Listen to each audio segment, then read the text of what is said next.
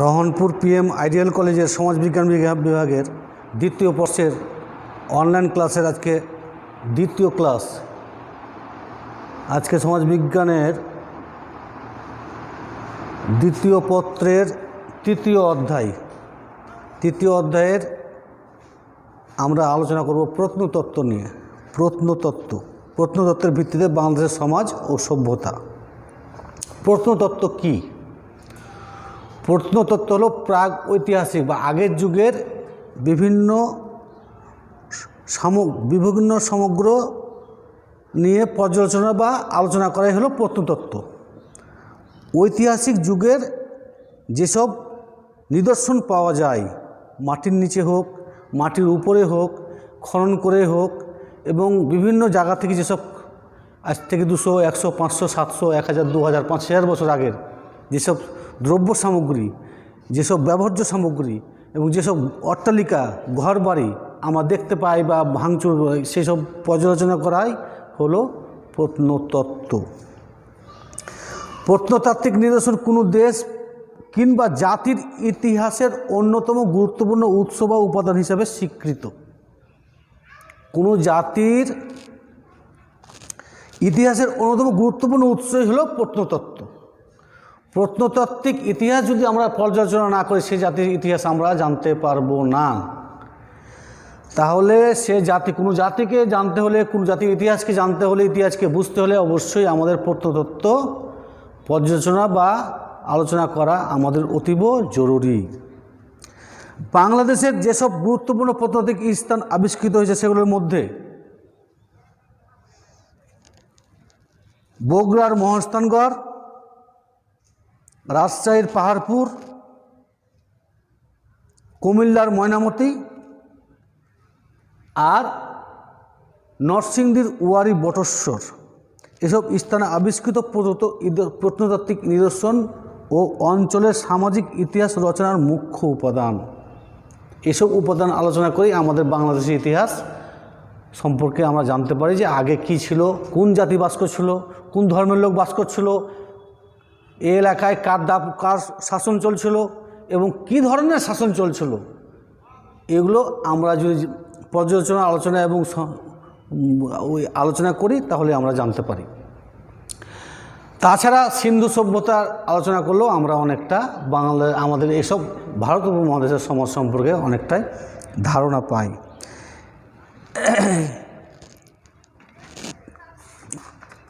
প্রত্নতত্ত্বের ধারণা। প্রত্নতত্ত্ব নৃবিজ্ঞানের একটি বিশেষ শাখা। প্রত্নতত্ত্বের ইংরেজি শব্দ হলো আর্চিওলজি। শব্দটি এসেছে গ্রিক শব্দ আর্কিওস থেকে, যার অর্থ প্রাচীন, আর লজি শব্দটি এসেছে লজিয়া থেকে, যার অর্থ অধ্যয়ন বা পাঠ। আমেরিকান প্রত্নতত্ত্ববিদ হোবেল তার anthropology the study of man গ্রন্থে বলেন, প্রত্নতত্ত্ব আদিম মানুষের পরিত্যক্ত দ্রব্য সামগ্রী এবং তাদের সংস্কৃতির নিদর্শন স্বরূপ ব্যবহৃত পোশাক পরিচ্ছদ সহ বস্তুগত সংস্কৃতি যে সকল দিক এখনও উদ্ধার হয়নি সেগুলো উদ্ধারের কাজে নিয়োজিত। আমাদের প্রত্নতত্ত্ব হলো আদিম সমাজের বিভিন্ন উদ্ধারকৃত জিনিস, এবং এমনকি এখনও যেগুলো উদ্ধার হয়নি সেগুলো উদ্ধারের চেষ্টায় নিয়োজিত। এটাই হলো প্রত্নতত্ত্বের কাজ। প্রত্নতত্ত্বজ্ঞান আদিম যুগের বা আগের যুগের মানুষ কী ধরনের দ্রব্য সামগ্রী ব্যবহার করত এবং তারা কীভাবে আচরণ করত, কীভাবে চলাফেরা করত, কী ধরনের সংস্কৃতি বসবাস করত, সেটাই আলোচনা করেই আমরা আগের যুগের মানুষের সম্পর্কে ধারণা অর্জন করতে পারি। ইংরেজ নৃবিজ্ঞানী ইবি টেলরের মতে, ইবি টেলর ডিকশনারি অফ অ্যানথ্রোপোলজি গ্রন্থে বলেন, প্রত্নতত্ত্ব হচ্ছে নৃবিজ্ঞানের একটি শাখা যা এমন সংস্কৃতির ইতিহাস রচনা করে যার অস্তিত্ব আর নাই। ইবি টেলরের মতে এমন সমাজ আমরা আলোচনা করি প্রত্নতত্ত্বে এমন সমাজ সম্পর্কে আলোচনা করে যা বর্তমানে নাই, বর্তমান সমাজে নাই। মানে অতীতের সমাজ সম্পর্কেই আলোচনা করাটাই হলো প্রত্নতত্ত্বের কাজ, এবং অতীত সমাজ সম্পর্কে ধারণা নেওয়াটাই হলো প্রত্নতত্ত্বের কাজ। Archaeology is the branch of anthropology that is concern with the historical, reconstruction of culture on longer extent, মানে প্রত্নতত্ত্ব হচ্ছে নৃবিজ্ঞানের একটি শাখা যা এমন সংস্কৃতির ইতিহাস রচনা করে যা অস্তিত্ব এখন বর্তমানে নেই। তাহলে প্রত্নতত্ত্বের ধারণাটা আমরা পেলাম যে প্রত্নতত্ত্বটা কী।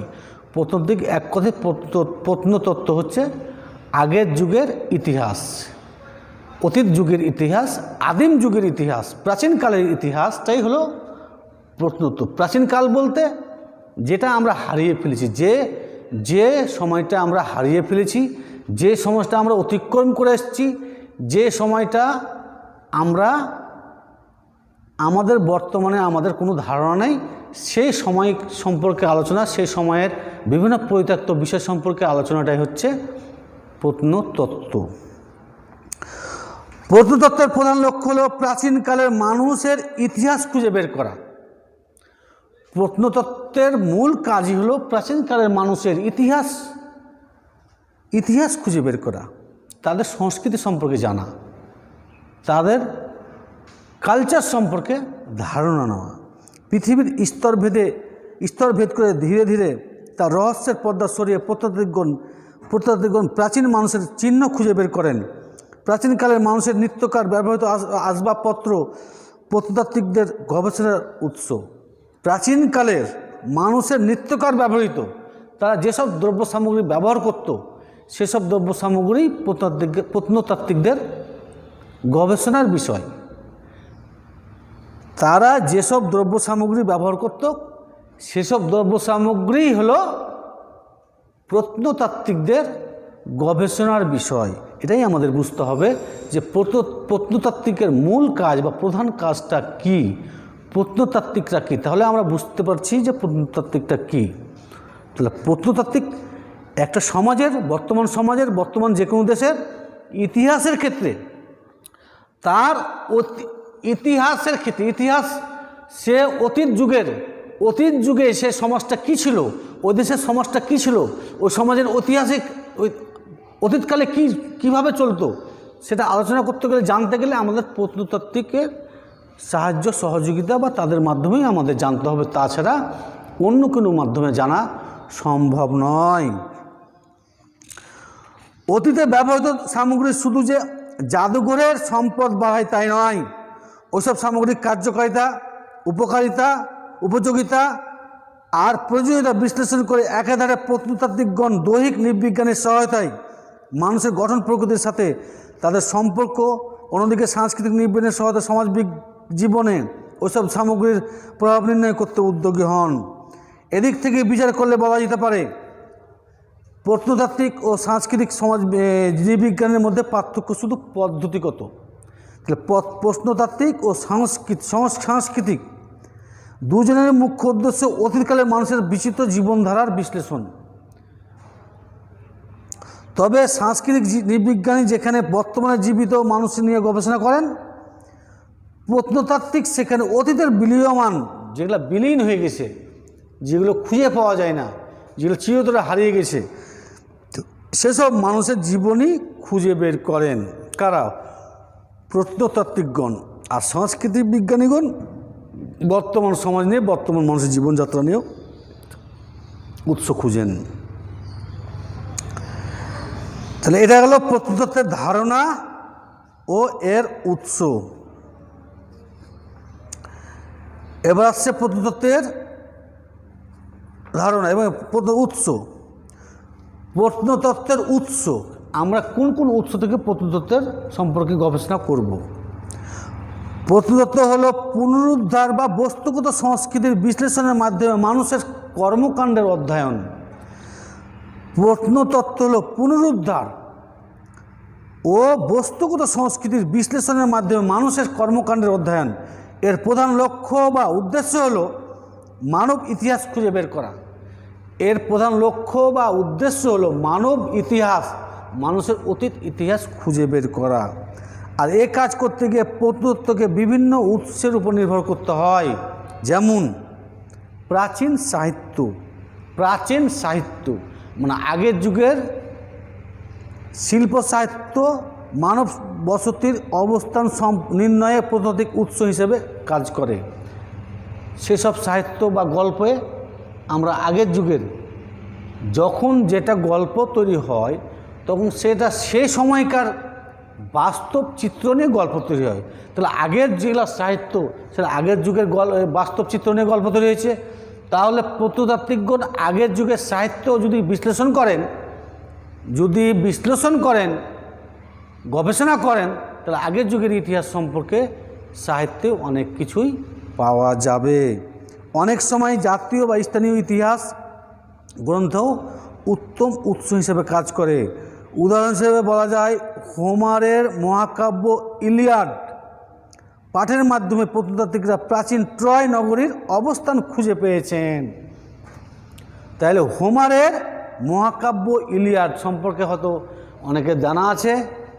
এইটা পাঠ করলে প্রত্নতাত্ত্বিকরা প্রাচীন ট্রয় নগরীর অবস্থান, তখন ট্রয় নগরীর অবস্থান কী ছিল, ট্রয় নগরী সম্পর্কে ধারণা এই ইলিয়াড মহাকাব্য পাঠের মাধ্যমে জানা যায়। তাহলে এটা একটা উৎস হিসেবে কাজ করছে। তারপরে মৌখিক ইতিহাস অনেক সময় সমাজের বয়স্ক ব্যক্তিদের কাছ থেকে শোনা স্থানীয় ইতিহাস ঐতিহ্য বিষয়ক তথ্যাদি প্রত্নতাত্ত্বিক উৎস হিসেবে কাজ করে। যারা বয়স্ক লোক 70, 80, 100 বছর যারা আছে তারা যদি বিভিন্ন গল্প করে যে তখনকার সমাজ তখনকার ইতিহাস কী ছিল, তাহলে ওখান থেকেও আমরা অনেক কিছুই বা প্রত্নতাত্ত্বিকরা অনেক কিছুই জানতে পারে। এটাও একটা প্রত্নতাত্ত্বিক উৎস হিসেবে কাজ করে। যেমন প্রত্নতাত্ত্বিকরা পাকিস্তানের খাইবার পাখতুম প্রদেশে বসবাসকারী কালাশ সম্প্রদায়ের মধ্যে প্রচলিত গল্প গাথার মাধ্যমে এই অঞ্চলে আবিষ্কৃত পুরাকীর্তির সাথে মেসিডোনিয়ান গ্রিক বীর আলেকজান্ডারের যোগসূত্র জানতে পারেন। তারপরে হচ্ছে প্রত্নতাত্ত্বিক যন্ত্রপাতি, আগের যুগের যন্ত্রপাতি দেশের জাতীয় বা স্থানীয় জাদুঘরে রক্ষিত, যেগুলো জাদুঘরে এখন কাজ করে না কিন্তু জাদুঘরে রক্ষিত আছে, স্থানীয় জাদুঘরে রক্ষিত কিংবা ব্যক্তিগতভাবে সংগৃহীত বিভিন্ন জিনিসপত্র যন্ত্রপাতি প্রত্নতাত্ত্বিকদের কাজের অন্যতম উৎস হিসেবে বিবেচিত হয়। আগের যুগের যেগুলো যন্ত্রপাতি বা আগের যুগের যেসব লোহালাক্কর বা অনেক কিছু আছে যেসব বর্তমানে চলে না কিন্তু অনেকে সংগ্রহ করে রাখে অথবা জাদুঘরে সংগৃহীত আছে, এগুলো প্রত্নতাত্ত্বিক উৎস হিসেবে অনেকটাই কাজ করে। তারপরে স্থানীয় জ্ঞান, কোনো বিষয়বস্তু সম্পর্কে স্থানীয় মানুষের ধারণা বা জ্ঞান প্রত্নতাত্ত্বিক উৎস হিসেবে কাজ করে। যেমন বগুড়ার মহাস্থানগড় সম্পর্কে স্থানীয় অধিবাসীদের ধারণা প্রত্নতাত্ত্বিক নিদর্শন হিসেবে সহায়তা করে। তারপরে প্রত্নতাত্ত্বিক অনুসিদ্ধান্ত, প্রত্নতাত্ত্বিকরা কোনো স্থানে খনন কাজ শুরু করার পূর্বে অনুসিদ্ধান্ত বা পূর্বানুমান গ্রহণ করেন, যা প্রত্নতাত্ত্বিক গুরুত্বপূর্ণ উৎস হিসেবে কাজ করে। তারপর সরকারি উৎস, সরকারিও বিভিন্ন যেমন সরকারি প্রতিষ্ঠান যেমন জাদুঘর, গ্রন্থাগার, জাতীয় আর্কাইভস, জাতীয় স্থাপনা ইত্যাদি প্রত্নতাত্ত্বিক উৎস হিসেবে বিবেচিত হয়। তারপর পূর্ব জরিপ স্থানীয় জাতীয় বা আন্তর্জাতিকভাবে প্রকাশিত বিভিন্ন পত্র পত্রিকা, ম্যাগাজিন, সুভেনির, জার্নাল, গ্রন্থ ইত্যাদি প্রত্নতত্ত্বের অন্যতম উৎস হিসেবে কাজ করে। তারপর সাংস্কৃতিক নৃবিজ্ঞানের তত্ত্ব, যেমন সাংস্কৃতিক নৃবিজ্ঞানের উদ্ঘাটিত তথ্য প্রত্নতত্ত্বের গুরুত্বপূর্ণ উৎস হিসেবে বিবেচিত। যেমন সাংস্কৃতিক নৃবিজ্ঞানের বিভিন্ন গোষ্ঠীকে নিবিড়ভাবে পর্যালোচনা করে মানুষের শরীরের গঠন সম্পর্কে মতামত দেন, যা প্রত্নতাত্ত্বিকদের গবেষণার সহায়ক হয়। উদাহরণ হিসেবে বলা যায় আমেরিকান সামাজিক নৃবিজ্ঞানী লুইস হেনরি মর্গান ইরোকোয়া ইন্ডিয়ানদের স্বাভাবিক গঠন, প্রথা, সমাজ ব্যবস্থা ইত্যাদি সম্পর্কে তার অ্যানসেন্ট সোসাইটি গ্রন্থে যে মতামত দিয়েছেন তা ওই অঞ্চলে প্রাপ্ত প্রত্নতাত্ত্বিক নিদর্শন হিসেবে সাহায্য করেছে। এটা গেল প্রত্নতাত্ত্বিকদের উৎস কটা পেলাম আমরা? প্রাচীন সাহিত্য, মৌখিক ইতিহাস, প্রত্নতাত্ত্বিক যন্ত্রপাতি, স্থানীয় জ্ঞান, প্রত্নতাত্ত্বিক অনুসিদ্ধান্ত, সরকারি উৎস, পূর্ব জরিপ, সাংস্কৃতিক নৃবিজ্ঞানের তত্ত্ব। 8টা। এটা হলো প্রত্নতত্ত্ব উৎস। প্রত্নতত্ত্বের সময়কালের ভিত্তিতে সমাজের শ্রেণী বিভাগ, প্রত্নতত্ত্বের সময়কালের ভিত্তিতে সমাজের শ্রেণী বিভাগ, লিখন পদ্ধতির উপর ভিত্তি করে মানব সমাজ ইতিহাসকে দুই ভাগে ভাগ করেছেন। লিখন পদ্ধতি, একটা লিখনের আগে, একটা লিখন চালু হওয়ার পরে। যেমন যথা পাথরের যুগ, ধাতুর যুগ। লিখন পূর্ব মানব সমাজ ছিল পাথরের যুগের অন্তর্ভুক্ত। লিখন পূর্ব, যখন লিখন পদ্ধতি শুরু হয়নি, যখন মানুষ লিখতে জানতো না আদিম যুগে, তখনকার যুগটাকে বলছে পাথরের যুগ। লিখনের পরের যুগটাকে বলছে ধাতুর যুগ। এটা প্রত্নতাত্ত্বিক সময়কালের ভিত্তিতে সমাজকে দুই ভাগে ভাগ করা হয়েছে। আর লিখতে শেখার পর মানব সমাজ ধাতুর যুগে আসাতে সম্পর্কিত। অন্যদিকে মানুষ ব্যবহৃত হাতিয়ারের ভিত্তিতে, মানুষের ব্যবহৃত আগের যুগের হাতিয়ারের ভিত্তিতে প্রত্নতাত্ত্বিকগণ মানব ইতিহাসকে তিন ভাগে ভাগ করেছে। যেমন পুরনো প্রস্তর যুগ, নতুন প্রস্তর যুগ, ধাতু যুগ। হাতিয়ারের উপর ভিত্তি করে হাতিয়ার মানে সে সময় যেসব যন্ত্রপাতি বা হাতিয়ার, তীর ধনুক তৈরি করতো, সেসবের ভিত্তিতে সে যুগকে, বর্তমান যুগ সমাজকে তিন ভাগে ভাগ করেছে। একটা হলো প্রাচীন পুরনো প্রস্তর যুগ, নতুন প্রস্তর যুগ, ধাতু যুগ। ধাতু যুগকে কেউ আবার দুই ভাগে ভাগ করেছেন, লৌহ যুগ, ব্রোঞ্জ যুগ, লৌহ যুগ। বর্তমানে চলছে লৌহ যুগ। প্রত্নতাত্ত্বিক যুগ বিভাগের ভিত্তি যদিও হাতিয়ার তৈরির উপকরণ বা কৌশল, তবে এই যুগ বিভাগের ক্ষেত্রে অর্থনৈতিক, সামাজিক ও রাজনৈতিক উপাদানের গুরুত্ব কম নয়। কারণ হাতিয়ার তৈরির উপকরণ ও কৌশল পরিবর্তনের সাথে সাথে জীবিকার উপায় ও উপকরণে পরিবর্তন ঘটেছে। আর উৎপাদন কৌশল পরিবর্তিত হওয়ার মানুষের অর্থনৈতিক ব্যবস্থাও বদলে গেছে। তিনি উৎপাদনের কৌশল ও অর্থনৈতিক ব্যবস্থা পরিবর্তনের ফলে সামাজিক ও রাজনৈতিক সংগঠন পরিবর্তন এসেছে। সুতরাং বলা যায় প্রত্নতাত্ত্বিক যুগ বিভাগ মূলত একটি অর্থনৈতিক, সামাজিক ও রাজনৈতিক যুগকে নির্দেশন করে। নিম্নলিখিত প্রত্নতাত্ত্বিক সময়কালের ভিত্তিতে সমাজের শ্রেণীবিভাগ করা যায় যেমন 7টি। যেমন প্রস্তর যুগ, প্রাচীন প্রস্তর যুগ, মধ্যপ্রস্তর যুগ, উচ্চ প্রস্তর যুগ, তাম্রযুগ, ব্রোঞ্জ যুগ, লৌহ যুগ। তাহলে প্রত্নতাত্ত্বিক সময়কালের ভিত্তিতে সমাজের 7টি ভাগে ভাগ করা যায়। প্রত্নতাত্ত্বিক সময়কালের ভিত্তিতে সমাজকে 7টি ভাগে ভাগ করা হয়েছে। প্রস্তর যুগ, প্রাচীন প্রস্তর যুগ, মধ্যপ্রস্তর যুগ, উচ্চ প্রস্তর যুগ, তাম্রযুগ, ব্রোঞ্জ যুগ, লৌহ যুগ। এটা গেল 7টি ভাগ। এবার আছে প্রাচীন প্রস্তর যুগ। গ্রিক ভাষায় প্যালিও বা প্রাচীন, আর লিথোস অর্থ পাথর, অর্থাৎ শাব্দিক অর্থে প্যালিওলিথিক এর অর্থ প্রাচীন প্রস্তর। ভূবিজ্ঞানীরা এ যুগকে প্লাইস্টোসিন বলেছেন। সেটাই প্রত্নতাত্ত্বিকদের মতে প্রাচীন প্রস্তর যুগ, প্লাইস্টোসিন। এ যুগের সময়কাল হচ্ছে 2 লক্ষ বছর। এ যুগের সময়কাল হচ্ছে 2 লক্ষ বছর।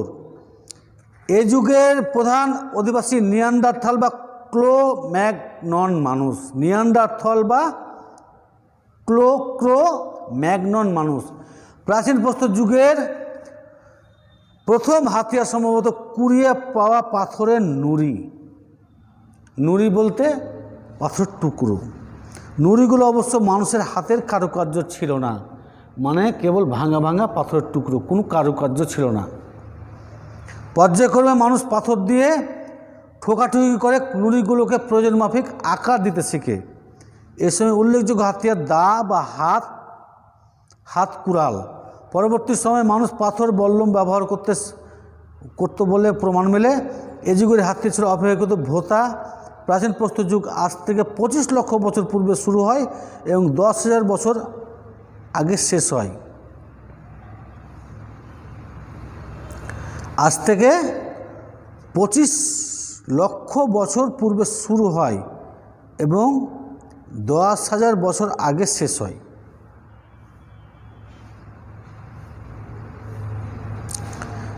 এ যুগের তারপর আসছে প্রাচীন প্রস্তর যুগের বৈশিষ্ট্য। তখন প্রধান বৈশিষ্ট্য ছিল খাদ্য সংগ্রহ করা, তাদের উদ্দেশ্য ছিল। 2 নম্বর আগুনের ব্যবহার,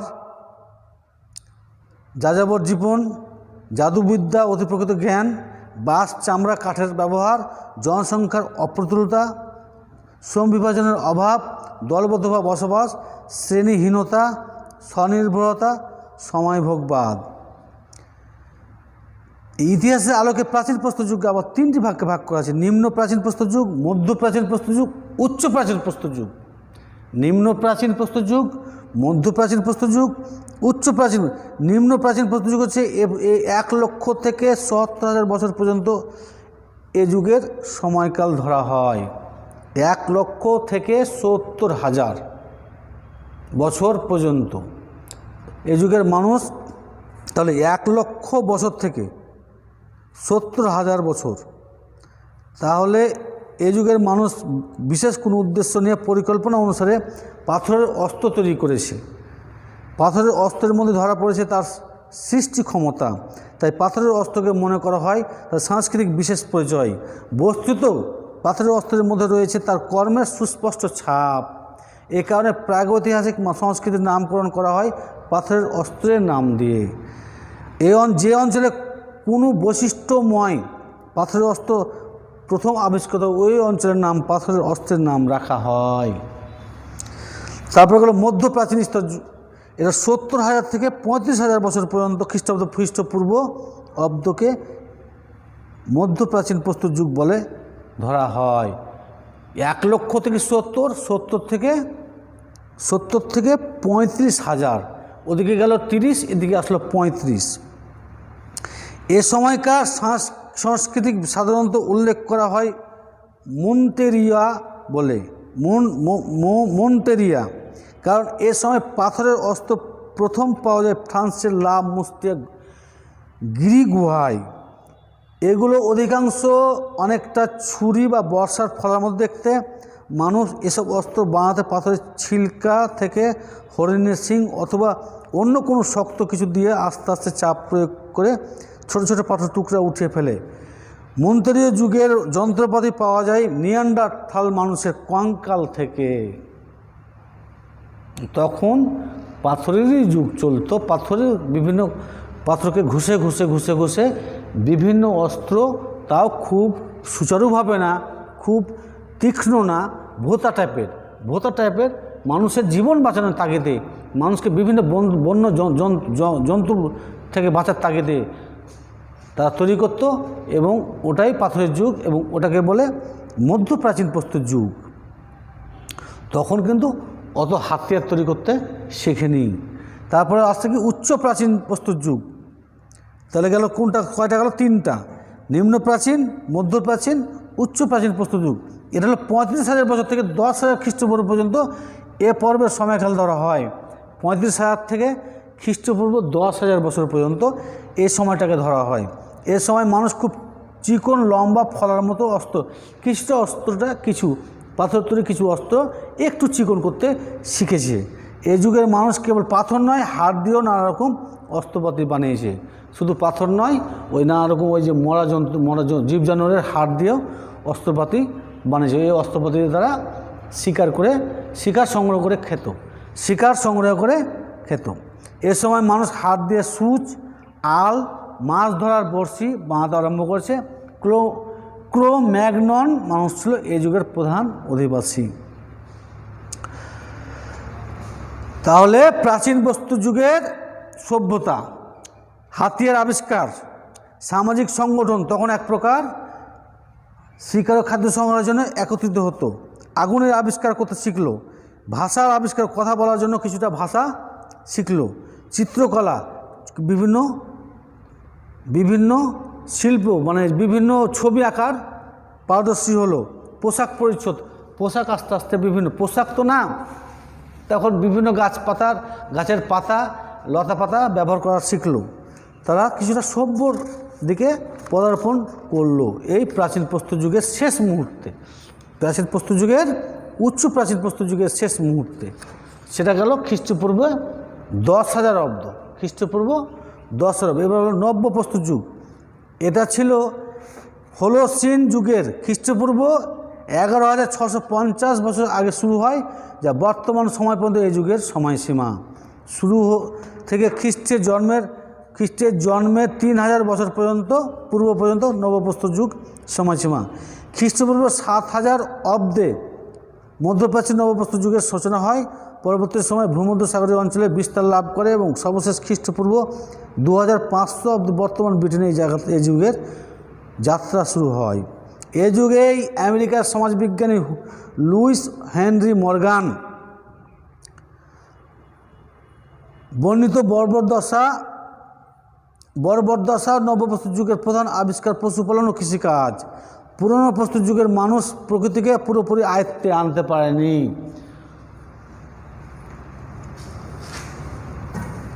পুরনো প্রস্তর যুগের মানুষ প্রকৃতিকে পুরোপুরি আয়ত্তে আনতে পারেনি, তাদের খাদ্য নির্ভর করত প্রকৃতির সরবরাহের উপর। কিন্তু নবপ্রস্তর যুগের মানুষ সম্পূর্ণভাবে প্রকৃতি নির্ভর ছিল না, তারা প্রকৃতিকে কিছুটা আয়ত্তে এনে নিজের খাদ্য নিজে তৈরি করতে শিখেছিল। কৃষি আবিষ্কার হয়েছিল, যেটাকে বলে কৃষি আবিষ্কার, এবং পশুপালন করতে শিখেছিল। এসব উন্নতি লক্ষ্য করে অস্ট্রেলিয়ান নৃবিজ্ঞানী ভি গর্ডন চাইল্ড এই যুগকে নবপলীয় বিপ্লব হিসেবে আখ্যায়িত করেন। নবপ্রস্তর যুগে নবপলীয় বিপ্লব বলে কে আখ্যায়িত করেন? অস্ট্রেলিয়ান নৃবিজ্ঞানী ভি গর্ডন চাইল্ড নবপ্রস্তর যুগে নবপলীয় বিপ্লব বলে আখ্যায়িত করেন, যেহেতু এই যুগে খাদ্যের কিছুটা নিরাপত্তা ছিল। পশু পালতে শিখল, তারপরে কৃষি সেক্টরটা কিছুটা কৃষিকাজ করতে শিখল এবং নিজের খাদ্য নিজে তৈরি করতে শিখল। নবপলীয় যুগের মানুষ শিল্পকলাও অনেক অবদান রেখেছিল। তারা তাঁতের সাহায্যে পোশাক, ঘরবাড়ি, নৌকা, কৃষি যন্ত্রপাতি ইত্যাদি তৈরি করতে সক্ষম হয়েছিল।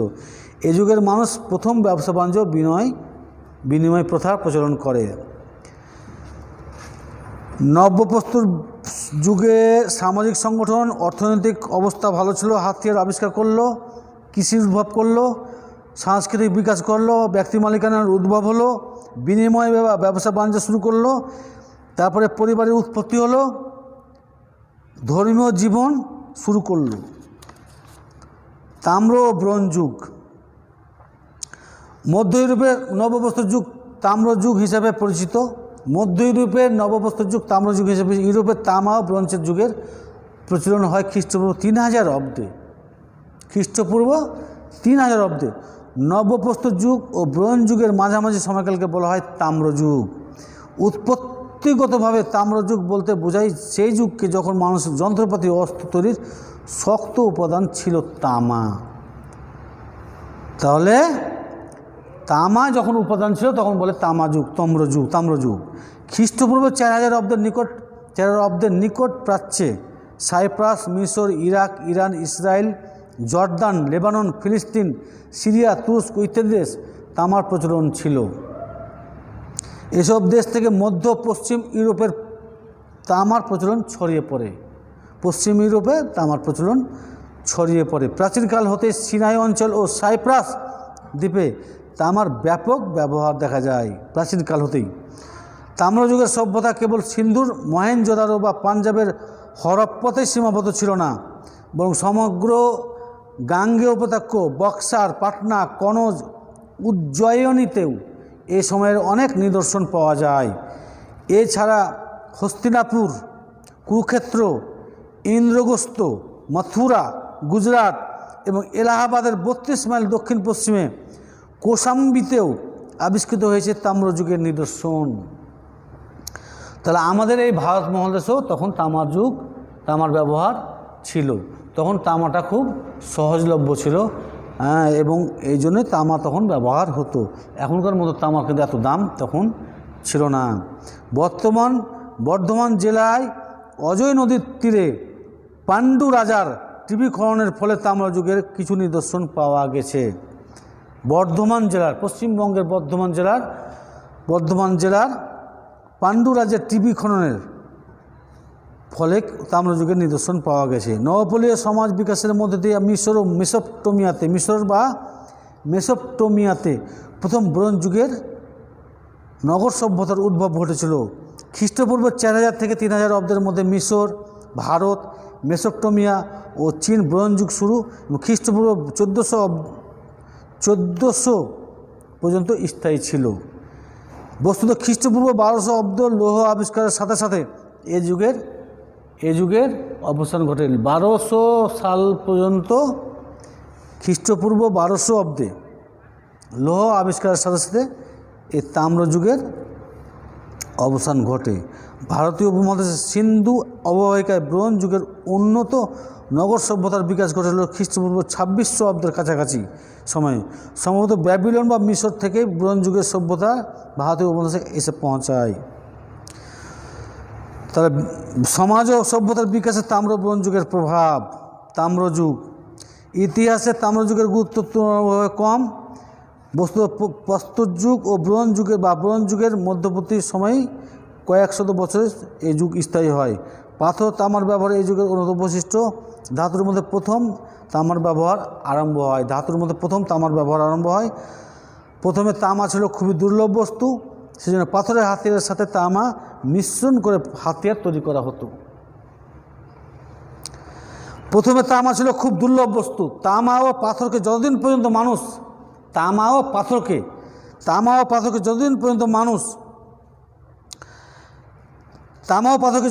মানুষ হাতিয়ার হিসাবে এবং পাশাপাশি ব্যবহৃত করেছে, ততদিন মানুষ সভ্যতার এই অবস্থাকে তাম্রপালীয় যুগ হিসাবে আখ্যায়িত করা হয়।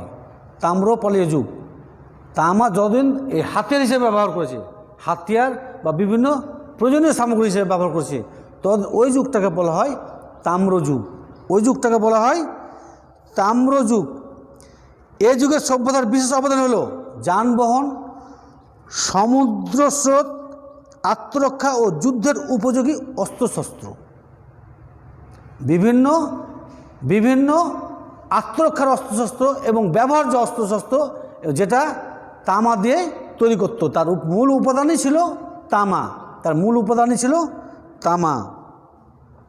এই যুগের মানুষ বিভিন্ন ব্যবহারিক সামগ্রী, অস্ত্রাদি এবং গহনাপত্র তৈরি করত, কাঁচামাল হিসেবে ব্যবহার করত তামা, যা সামাজিক এ যুগের মানুষ বিভিন্ন ব্যবহারিক সামগ্রী, অস্ত্রাদি, গহনাপত্র এসবও তামা দিয়েই তৈরি করত, যা সামাজিক পরিবর্তনকে সহায়ক হিসেবে পালন করে।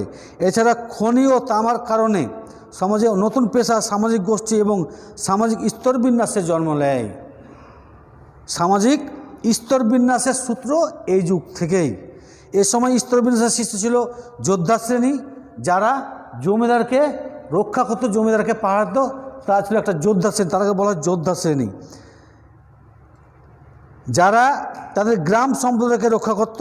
পাশাপাশি তামার ব্যবসা দূরবর্তী স্থানের সংস্কৃতির সাথে যোগাযোগ ঘটায়।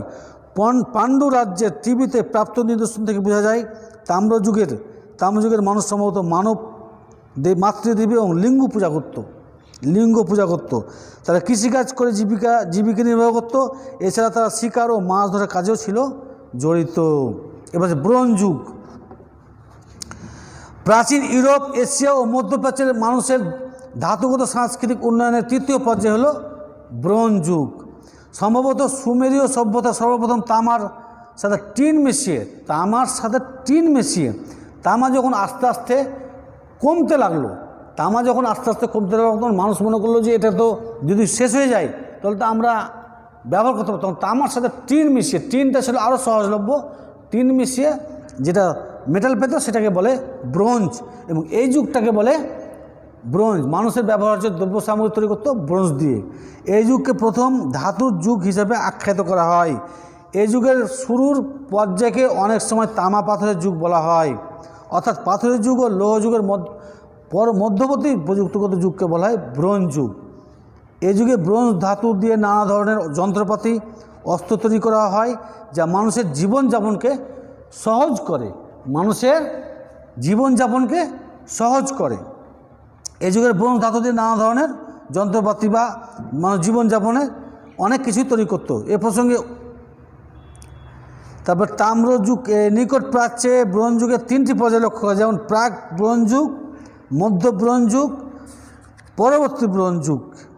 প্রাক ব্রোঞ্জ যুগ খ্রিস্টপূর্ব 3000 থেকে 2100 অব্দ, মধ্য ব্রোঞ্জ যুগ হলো খ্রিস্টপূর্ব 2100 থেকে 1550, আর পরবর্তী ব্রোঞ্জ যুগ হচ্ছে খ্রিস্টপূর্ব 1500 থেকে 1400 অব্দে।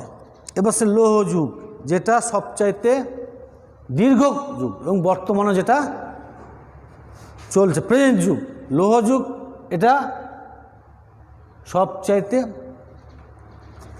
গুরুত্বপূর্ণ এবং ইম্পর্টেন্ট। ধাতু হিসেবে লোহার ব্যবহার মানব সভ্যতার উৎকর্ষের সর্বোচ্চ পর্যায়। বস্তুত নগর সভ্যতার চূড়ান্ত বিকাশ সম্ভব হয়েছে ধাতু হিসেবে লোহার ব্যবহারের ফলে, যেটা আধুনিক যুগের আধুনিক সমাজের চূড়ান্ত বিকাশই হচ্ছে লৌহ যুগের কারণেই। লৌহ যুগের প্রচলন আনুমানিক খ্রিস্টপূর্ব 1500 অব্দ থেকে শুরু হয়। খ্রিস্টপূর্ব 1500 অব্দ থেকে শুরু হয়, বর্তমান পর্যন্ত লৌহ যুগ চলছে। বর্তমান যে অঞ্চলটি আধুনিক আর্মেনিয়া নামে পরিচিত, সে অঞ্চলে বসবাসরত বর্বর উপজাতির সর্বপ্রথম লোহার হাতিয়ার তৈরি করেছিল। আধুনিক আর্মেনিয়া, বর্তমানে যে অঞ্চলটি আধুনিক আর্মেনিয়া নামে পরিচিত, সে অঞ্চলে বসবাসরত বর্বর জাতিরাই প্রথম লোহার ব্যবহার শুরু করে। তবে এশিয়া মাইনরে বসবাসরত হিট্টাইটরা সর্বপ্রথম লৌহ শিল্পের সূচনা করে। হিট্টাইট এক প্রকার আগের যুগের জাতি আমাদের, আজ থেকে 1500 অব্দে, খ্রিস্টপূর্ব 1500। ধীরে ধীরে ভূমধ্য সাগরীয় অঞ্চল, নিকট প্রাচ্য, ইউরোপে লোহার ব্যবহার শুরু হয়। খ্রিস্টপূর্ব 1100 অব্দে ইউরোপের ক্রিট দ্বীপ গ্রিসে লোহার যুগের সূচনা হয়। খ্রিস্টপূর্ব 500 অব্দে ব্রিটেনে ব্যাপকভাবে লোহার ব্যবহার শুরু হয়। ব্রিটিশ প্রত্নতাত্ত্বিকবিদ মার্টমার হুইলার এর মতে খ্রিস্টপূর্ব 600 অব্দে ভারতে লোহার ব্যবহার শুরু হয়। তাহলে ভারতে লোহার ব্যবহার শুরু হয় খ্রিস্টপূর্ব 600 অব্দে। প্রায় একই সময় চীনেও লোহার ব্যবহার ঘটে। ভারতের সাথে সাথে সেই সময় চীনেও লোহার ব্যবহার ঘটে। এটা কে বলেছে? এবার ব্রিটিশ প্রত্নতাত্ত্বিক মার্টিন হুইলার, ব্রিটিশ প্রত্নতত্ত্ববিদ মার্টিমার হুইলার। প্রায় একই সময়ে চীনের লোহার ব্যবহার ঘটে। ভারত থেকে লোহার ব্যবহার ধীরে ধীরে দক্ষিণ পূর্ব এশিয়ায়, ইন্দোনেশিয়া পর্যন্ত ছড়িয়ে পড়ে। মালয়, পলিনেশিয়া, আফ্রিকার নিগ্রোদের মধ্যে প্রস্তুত যুগের অবস্থানের সাথে সাথে লোহার ব্যবহার প্রচলন হয়। তারা তামা ও ব্রোঞ্জ কোনটিকেই ব্যবহার জানত না। জাপানে ব্রোঞ্জ ও লোহার ব্যবহার একসাথেই শুরু হয়। মানব সমাজের কোনো বিকাশের লৌহ যুগের প্রভাব, নগর সভ্যতার উদ্ভব। এই লৌহ যুগের প্রভাবে নগর সমাজ বিভিন্ন উন্নত যন্ত্রপাতি দিয়ে আমরা যে ঘর বাড়ি তৈরি করছি, আসবাবপত্র তৈরি করছি, এই লোহর ব্যবহারের ফলে এটা সম্ভব হয়েছে। না হলে কিন্তু এত দ্রুত এত শহর উন্নয়ন ঘটতো না। উৎপাদন ব্যবস্থা, লোহার হাতিয়ার ব্যবহারে উৎপাদনে অভাবনীয় প্রাচুর্য এনে দিয়েছে। লোহার হাতিয়ার পাথরের হাতিয়ারের চেয়ে অনেক বেশি উপযোগী, কারণ লোহার হাতিয়ারে ইচ্ছামতো আকার দেওয়া যায় এবং এগুলো পাথর, তামা, ব্রোঞ্জের চেয়ে শক্ত, অনেক বেশি ধারালো। তারপরে লোহার ব্যবহারের ফলে শ্রম বিভাজন বৃদ্ধি পায়। লোহা উত্তোলনের কাজে একদল বিশেষজ্ঞ শ্রেণী তৈরি হয়। যেখানে খনি আবিষ্কৃত হতো, সেখানে খনির কাজে বিশেষজ্ঞ লোক জড়ো এবং খনিকে কেন্দ্র করে নগরের পত্তন হতো। তারপরে লিপির আবিষ্কার, লিপি মানে অক্ষর, লেখাপড়ার অক্ষর। লিপির আবিষ্কার সমাজ সভ্যতার বিকাশের গুরুত্বপূর্ণ পদক্ষেপ। লৌহযুগে ব্যবসায়িক প্রয়োজনে লিখিত ভাষার প্রথম উদ্ভব হয়েছিল। নগরকে কেন্দ্র করে ব্যবসা বাণিজ্য প্রসার লাভ করেছিল, ফলে লেনদেন, চুক্তি প্রভৃতি বিষয়ে দলিলের প্রয়োজন দেখা দেয়। পশুর ব্যবহার, লৌহযুগের শুরুতে ঘোড়া পালন পদ্ধতি উন্নত হতে থাকে এবং ঘোড়ার পিঠে আরোহণ করতে শুরু হয়। মজার বিষয় হলো, মানুষ ঘোড়ার ব্যবহার জানা সত্ত্বেও সুদীর্ঘ 1000 বছর পর ঘোড়ায় আরোহণ শুরু করে। সম্ভবত অশ্বের পূর্বে মানুষ উটে আরোহণ করত। সুমেরিয়ান সভ্যতার শুরুতে মানুষ গাধার পিঠে আরোহণ করত।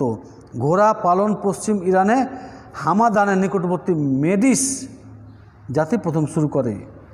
চাকার ব্যবহার, এই লোহযুগেই মানুষ প্রযুক্তি জ্ঞানের বিকাশে চাকার উদ্ভাবনও এক মাইল ফলক। চাকার নামকরণ, নানা রকম ব্যবহার লৌহযুগের অন্যতম গুরুত্বপূর্ণ অবদান। লৌহযুগে চাকাযুক্ত শক আবিষ্কৃত হয়। চাকা আবিষ্কারের ফলে যাতায়াত, পণ্য পরিবহন, ব্যবসা বাণিজ্য, কারবার বৃদ্ধি পায়, শ্রম বিভাগ প্রসারিত হয়। শুধু যানবাহন নয়, চাকা শিল্পকর্মে নতুন ধারা প্রবর্তন হয়ে গেছে। বিশেষ করে চাকা ব্যবহারের ফলে মৃৎশিল্প যুগান্তকারী পরিবর্তন আসে। চাকার আবিষ্কারের ফলে মানুষ পৃথিবীর বিভিন্ন অঞ্চল যাতায়াত করতে সামর্থ্য হয়। চাকার যখন আবিষ্কার হয়নি তার আগে মানুষ কিন্তু খুব একটা এদিক সেদিক যাওয়া আসা করতে পারতো না। ফলে বিভিন্ন জাতির মধ্যে ভাবের আদান প্রদান, ব্যবসা বাণিজ্যে বৃদ্ধি পায়। গর্ডন চাইল্ড চাকার গুরুত্ব প্রসঙ্গে বলেন, চাকা কাঠের কাজে প্রাগৈতিহাসিক যুগের পরম কৃতিত্ব ও আধুনিক যন্ত্রপাতির পূর্ব শর্ত। তাহলে চাকা আবিষ্কারের ফলে আমাদের আধুনিক সমাজ একটা বিশাল অ্যাডভান্স মানে অগ্রগতি দাঁড়িয়েছে, যেটা আধুনিক সমাজ আমরা চিন্তা করতে পারতাম না।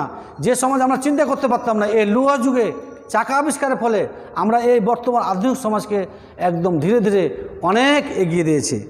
তাহলে চাকা আবিষ্কারটা আমাদের আধুনিক সমাজের একটা গুরুত্বপূর্ণ অংশ এবং যেটা আমরা কেউই অস্বীকার করতে পারবো না।